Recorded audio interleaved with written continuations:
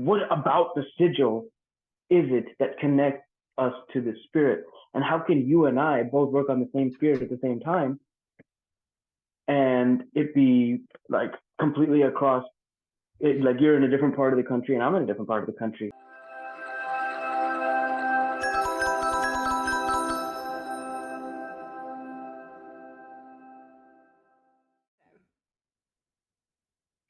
What's up, everybody? We are we are back. Deuces. I've got my good friend Arjuna here, and man, I won't Awesome. spill your beans, but after all the videos we've just done in the last few months, he just told me some huge news. I was like, what? So anyway, I'm very happy for you. I'm sure everyone might know at some point. I won't tell your business right now, but congratulations again, everybody. Tell congratulations to Arjuna. So. For a reason that hasn't been disclosed just yet. So Yes, we'll yeah, maybe get to that sometime. yeah, not yet, but good news all around. So, Yeah, thank you. Thank you. Thank you. It is yeah, awesome to be here as usual. I'm excited to talk about some of these topics. I believe you have two topics that we're going to run through, kind of deep dive into. So I'm very excited to talk about them. Let's yeah, hear the yeah. first one. What inspired you to do, well, we'll take it away. What inspired you to ask the question? Okay, so what inspired me? So I'll start off. I came up with the ideas of talking today about number one, what it feels like to do magic, and number two, well, we'll get to number two. But what does it feel like to do magic? You know, I've done all these other videos about magic, and so have you. Like we've done magic. Our subscribers, a lot of them do magic. But what does it really feel like when you're doing magic? You know, does it feel like you're sitting in church or in a mosque or in a temple and you're like worshiping? I mean, or does it feel trance-like? Um, and this came to me the other day when I was doing a 72 Angels of Magic ritual. And I was really like in the zone, you know, with it. And I'm not always so focused when I do magic. Like sometimes it's a little bit more, I don't know, I just feel a little more distracted. But sometimes when I'm really like in that sort of energy, it does sort of become this like trance like state and the magic comes to life. You know, I mean, it's almost like the words on the page, the divine names and the invocation names or whatever we're saying, and then the talismans or sigils, it all just sort of like has this energy to it, you know, and I really feel the power of the vibration of the words that I'm speaking, whether it's like Hebrew words or divine names or whatever. And it doesn't always feel like that. Sometimes, you know, like I said, sometimes I don't maybe meditate before, sometimes I'm not really, I don't take a deep breath or whatever. But sometimes it does. And when it does, I really feel like I'm doing it right. Not that I'm doing Mhm. it wrong when it doesn't happen. I mean, Damon Brand in his books also says that, like, you know, if you don't feel anything at all, trust that the magic has worked. You know, it doesn't have to, if you're doing it as it states, and not just with Damon Brand, but other books too, if you're doing it as it states, um, you know, then trust that you're doing it right. But when you really get into it, like it's like when you really meditate, you know, when you really get into meditation and you're finally like, holy shit, like this is what meditating feels like, you know. But otherwise it's just like, okay, I'm closing my eyes and deep breathing and, you know, trying to silence the noise in my head. So I want to hear your thoughts and your experience. Have you ever do you know what I'm talking? You keep nodding as I'm speaking, Mhm. so I think Yeah, for sure. know what I'm talking about. I know exactly what you're putting down, but I'm picking it up. Here's what I'm picking up. So the zone, the trance-like state, especially during wealth magic, was to me both runs. That was the most pronounced that I felt it because it was such a profound set of rituals. But I will be honest, like when I was running through each ritual first for the first time, it almost felt transactional in the sense that like I was just going through the motions Hmm. because there's very specific instructions, especially in Demons of Magic. There's a different book, Demons of Magic. Those instructions are very, very deep. Hmm. And there was an experience that I had with a few people in New Orleans. Remember that? We Yeah. did like and hours or 2 hours worth of research Yeah. before we actually, man, that was crazy. But then actual rituals and stuff. So what it feels like to do magic is the way that I perceive it. I can tap into the energy. I feel like there is some sort of energetic presence around me. But I've read many cases where there are people who have no ability to visualize, and to them, they don't feel anything. But like you mentioned, Damon Brent specifically mentions in his text, and I believe the other writers do as well, that that's not a bad thing. Like just because you don't feel it, or just because you don't sense something, doesn't mean it's not working. So I Hmm. do want to leave that as a disclaimer, because there is, I guess, a percentage of the population that genuinely may not feel anything. And I hope that those people that fall into that camp don't get discouraged from it just Hmm. because they don't. But I know you and I are very energetically similar. Hmm. So we tend to feel a lot of the same things in the same way, and we can internalize it and intuitively connect with each other on those topics. Hmm. But yeah, so when it comes to how magic feels for me, I'm pretty much right there with you. Like I do get into this trance-like state, Hmm. and sometimes I clap my hands together to kind of get into that state, just to like Hmm. shake up the stale energy around me, and that's Good. before I actually start into it. Yeah. Yeah, interesting. It's like creating or sort of affecting, everything's vibration, right? So when you're Mm-hmm. clapping your hands together, there's a ripple of sound that takes place. So in a way, it's either an output or some sort of cleansing or whatever you want it to be, I'm sure. Um, Mm-hmm. and there's some books that I've used, for example, Magical Protection, and I've heard this from a couple of our other friends um, that we know in the occult and stuff, that I think it was the master protection ritual that I was doing for a while. And which is, I mean, it's a 33-day long ritual, so you do it for a while. And when I would really get into it, I could almost see like light coming from the sigil. And and I remember telling that to one of our friends, and he was like, "Oh yeah, like I know what you're talking about," and so said the same thing.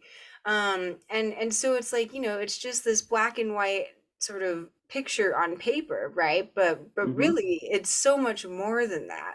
It's so much more than that. I mean, you could say the same thing about like the Bible. It's just black and white words on a piece of paper, but there's and anything that's written down, really ancient texts and such and such. And so when you're really like appreciating it, and when you're really studying it, and I like it, it comes the clearest to me, because in a lot of the Gallery of Magic books, they say to look at the white space in between. Don't look at like the details of the sigil or the talisman, but look beyond it, sort of look at like the space in between. And when you do that, it almost like comes off the page a little bit, or like you can really like see it for what it is. And that gets me sort of to my second point today, where we talked kind of briefly about in another video. You brought up the or OM approach, open-minded approach on Twitter. I think you got that idea from, or whatever. Mm-hmm. um and that is that sigils and talismans are portals to contact this, to this entity or spirit or demon or angel or whatever. And man, when you said that the first time, I was just Mm-hmm. like, oh my God, like you're right. Like it is. It is. I mean, what else would it be? Because when you're really looking at it, but well, looking past it, like looking beyond it, and you usually do this like ritual to sort of bring it within your heart, in your heart space for some books. Um, it, I don't know, it just opens this veil a little bit, or it comes out of this veil, and you really are able to truly access this entity even more. And Mm-hmm. and so I no one has ever, that I've seen, maybe they've said it elsewhere, but I have never seen written down that sigils are portals. But I just feel like that's such a valid statement, because what else would it be? Why would it be so like intricately detailed, and with all these like Hebrew letterings and whatever? if it wasn't calling on something and actually doing that. So what are your thoughts on that at all? Yeah. So these spirits, they exist in a dimension or a plane or some type of uh, dimensional density that's not third dimension. That you and I and the viewers were all occupying the third dimensional physical existence. Mm. So at the very least, we can all probably agree that these spirits exist on a different plane somehow. Mm. So in order to contact them, there's a few ways to do it, but the strongest ways have very clearly always been sigils. Why is that though? Because you could theoretically say their name three, five, 10 times, but they want you to have the sigil in front of them too. Almost like that is the connector to the spirit, almost like it's their phone number Yeah. or it's the door or like just I'm trying to explain it without getting too far out there. You can get far But out there. so, okay, but they exist on a different plane. So how do we get them to come here? Because even if they do come here, we don't see them, we don't taste them, we don't touch them, like the five human senses. Hmm. It's almost like most people don't even feel them at all. We don't even know that they're working behind the scenes, but they Hmm. are, and they're here doing their thing, and then they go back home or wherever they're from. But what is the transportation method to do so? Right. Are they coming down? They're not coming down to the physical third dimensional existence, because if they are, then we could see them. Yeah. But they're not. They're kind of transitory in the sense that they exist through the third dimension, not in the third dimension. So they're working through this dimension, and as such, the way to do that is the sigil is the physical thing that we have on a piece of paper or branded somewhere that is like maybe like a homing device or some type of like I don't even know how to explain it. Like it's just what about the sigil is it that connects us to the spirit? And how can you and I both work on the same spirit at the same time and it be like completely across it, like you're in a different part of the country and I'm in a different part of the country. But Yeah. if we were to both crack open the book at the same time and call on the same spirit at the exact same time, it can work in both of our lives at the same time. And I Yeah. believe it's because that that portal is not really third dimensional, Hmm. it's trans-dimensional, meaning like it can come to you and me at the same time. Trans-temporal too, meaning it doesn't exist in a specific point in time. It Mm. can be through time, like future, past, two places at once, all that stuff. Mm. That's kind of where my mind goes, like a phone number or a door to the spirit. So you use the sigil to call on them, and Hmm. it's like opening the door. Come on, come here. I'm inviting you here. I have Yeah. a problem I need you to work on. Yeah, yeah, exactly. And I like wow, I have so many things to bounce off what you said. And like with the telephone number, with phones, you have to tune into a certain frequency, right? And so Mm-hmm. whenever you draw a specific, hold on, if I keep looking up, it's because my cat's being mischievous. Um, but yeah, so when you draw a specific sigil, I wonder, it's like these specific letters or these specific you know just shapes and talismans and whatever is in the sigil is like part of the key that allows part of the phone number, because you need however many digits for a whole phone number in order to dial that person, right? So it's almost like each detail of a sigil is a letter, so for lack of a better term, to contact this spirit. So in that sense it becomes like what are the words? It becomes like a 3D manifestation, maybe, or it's the third dimensional method of accessing something beyond the third dimension, Mm-hmm. so however these people came up with sigils, or channeled them or something, it was like divine intervention, or whatever, and it was probably an energy that they felt, or a vibration, and through trial and error, I'm sure, put it together to access, to find that right code, or to find that right phone number, so to speak, and then realize like, okay, this is the phone number, this is, to put together to make this sigil that calls this specific demon, or Mm-hmm. not demon, demon, angel, Spirit, whatever, yeah. like entity. And what and then, oh man, there's I where, want to chime in on something real quick yeah, because go for it. the what you're describing, do you recall messing around with AM, FM radios and like kind of turning the dial a little bit? Yes. Do you ever play around with the AM setting? Yeah, of course. Okay, so this is an analogy that I want to use. So how do how do people, like human beings, decide which sigil is the best method to contact somebody? Mm, Well, what if the radio station that you're trying to listen to is 700 AM and you don't know, nobody has told you that it's on 700 AM, so you're like fiddling it, you're like, I'm on 685. You can kind of hear it, right? Like the radio mm, station that you're trying to listen to, mm, not the most optimal quality, but like, I mean, you're still kind of tuned into it. mm-hmm. So through trial and error, like you're saying, you're kind of like revising the sigil, you're kind of revising the formulation and Mm, things like that mm-hmm. until you get the closest possible thing. Because maybe the radio station is not on 700, it's on 700.06754.321, and that's the most accurate way to get it. But Mm-hmm. nobody can actually get that accurate because our dial can't really tune that. So we get Yeah, as close as possible, which is like 699 or 701. And yeah. so that's what we've tuned into, and we've just commonly accepted that.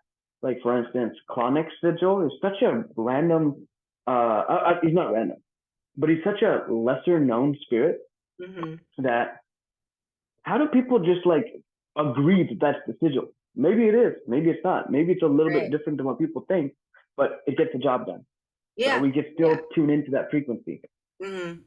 Yeah, and that's interesting because now I'm thinking about like in the wealth magic book specifically. I think it was Aniquel's sigil, or there's Mm-hmm. probably a lot, but in the podcast and some of the later episodes, I remember Yasmin was she found the original sigil of one of those entities where the Gallery of Magic got the sigil from. It might have been Clowneck actually, or more than one. And if anyone is curious and hasn't seen those or listened to those podcast episodes, if you listen to them on my YouTube channel, there are visuals that we put in there, to see the difference between like the Wealth Magic book and the original Grimoire. And the Gallery of Magic had taken, had sort of like fine tuned it, or just adjusted it a little bit. Like they took out some things from the original sigil, and that was probably to lessen the frequency a little bit so that it's not like like so strong perhaps like in the original grimoire, Hmm. or to just adjust it to what they need, for their own ritual rather than what it was in the sixth or seventh book of Moses, or whatever grimoire it was, I that think it's was that. done by Yeah. them. Yeah. And so yeah, so it's like those, I mean, maybe one letter off doesn't necessarily like, or one little tweak off won't like stop communication entirely, but it does sort of change that vibration. And I like how you said like fine tuning it, and adjusting through trial and error, like tuning the radio a little bit. And man, and when you really look at a sigil, but like look past it, it's like you're looking at the space in between, and that's really when you can see the whole thing. And it's interesting, the other day I was meditating, well, I was taking a walk and I was kind of in a meditative state, and I in the state that I live in, there's a lot of like fairy places, like Mm. there's this little garden area, and there's like this little fairy village, and I try to see fairies a lot when I can. I mean, I can't confidently say that I have seen like one really where I'm like, oh my god, that's a fairy, but I feel like I've seen little flickers of light here and there. But I was like in this sort of meditative state, and I was looking at this little fairy forest that there was, you know, where kids go and like build little fairy trees and or fairy houses and stuff, and it's really cute. And you go walk in there and I can feel this sort of like energy shift, you know. So I'm sure there are fairies there. And I was like, okay, like how hey, stop. Stop. I was like, okay, how can I see you? Like, I want to see a fairy. Like, where do I look? And what I heard was look at the space in between. You know, like don't look directly at a tree, don't look directly at a fairy house, but look in the middle, like look beyond. And I was reading The Power of Now a little bit ago, and I finished it, but there's one part where Eckhart Tolle is sort of bringing your attention to focus on the space around you. You know, the literal actual space between like me and my desk, or me and the water bottle, or me and just this around me. Yeah, just everything around, because this is not nothing. You know, Mm-hmm. like, and when you really focus and really try to feel that presence of just like the space around you, it sort of shifts your consciousness a little bit, because you're like, whoa, like what is this, you know, what is all this around me? Like it's not nothing. But if, you know, and as humans, as three-dimensional like beings, we're so accustomed to looking at something, right? Like we're so accustomed to looking, Mm-hmm. like I'm looking at my water bottle, I'm looking at my computer screen, but I'm never really looking in between something, you know. And when you're dealing with like interdimensional beings or whatever, I feel like that is sort of where they're hiding, you know, is the space in between. And Mm-hmm. sort of like, so it sort of reminds me too of like when you know, when you hold your fingers out together. There's my cat. So I'm not just crazy, she's actually there. When you hold your fingers Yeah, out, like, don't look at Pixie, look beyond her and see the cat. yeah. Yeah. Exactly. um but You're like, talking. yeah, when you do this, don't look, if you look past your two fingertips, you see this like floating little nub, right? Of a Mm-hmm. finger. Yeah, but when you look directly at them, that's not there. So it's really just a shift in perception that allows you to see Mm-hmm. what's something that's not there, right? I remember learning that in science class in 5th grade, and I was like, whoa. But it sort of just ties, it makes me think about like what is actually there that's unseen, you know. And a lot of like the whole spirit world is unseen, essentially. um Mm-hmm. and so I think when why Damon Brand and maybe other occult authors tell us to look at like the white space in the sigil, don't look at the sigil, because then you're really seeing the whole thing, you know. Because if I'm looking at like a letter on the sigil or a talisman on the sigil or whatever, you know, I'm not really taking it all in, you know. I'm not really seeing Mm-hmm. what's all there, and therefore maybe not aligning or connecting with that energy fully. Yeah, that makes sense. It's like tuning into that specific perception that you need to be in. Yeah. So I guess if I can close out, I want to tie it back to what you started off. How does magic feel? Because what you just did right there, Hmm. I don't know if anybody's ever tried it, but just like have your hands suspended and try to feel the energy there. And Yeah. after like 20, 30 seconds, you start to feel like I start to feel a buzzing. A And buzzing. yeah, like Yeah. it's a very light buzz Mhm, and in my fingertips.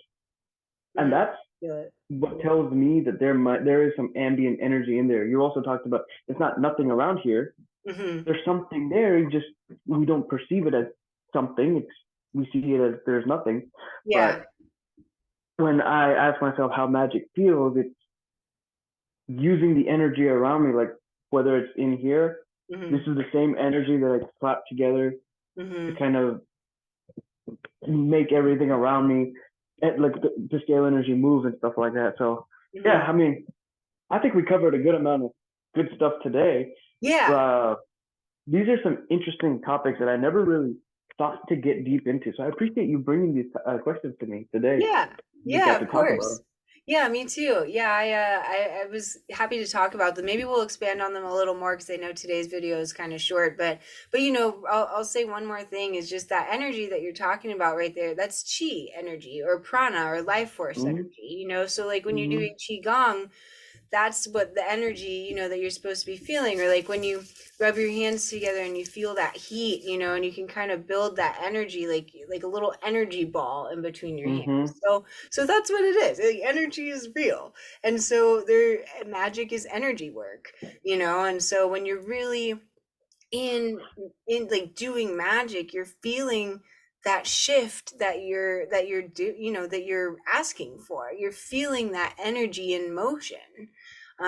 So yeah, so I think it's, I haven't ever really seen or heard many people talk about what it feels like to do magic, but you know, and it can feel different for everyone. So again, I'll say, you know, if you don't feel that, trust, don't think that you're doing it wrong, you know, like as long as you're doing what the books say, like following the order, like trust that you're doing it right, you know. But if you do happen to feel that, it's just sort of like, it's just something extra cool to be able to feel, and kind of, you know, maybe meditation helps and certain practices. So Mm-hmm.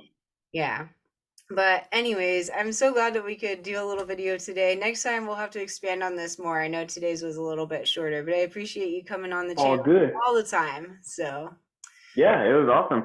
So yeah. make sure you guys like, subscribe, comment on this channel. Pixie does doing a lot of work on her free time to make these videos, and I'm just here as a guest, so I don't have to Yeah. do as much preparation, editing, and stuff like that. She works hard, so Yeah. yeah, and it's always a pleasure to be on here. So thank you guys for watching myself and Pixie Dust, and I hope you guys enjoyed it. Yes. Thank you guys so much. And until next time. See ya and peace. Bye. Bye.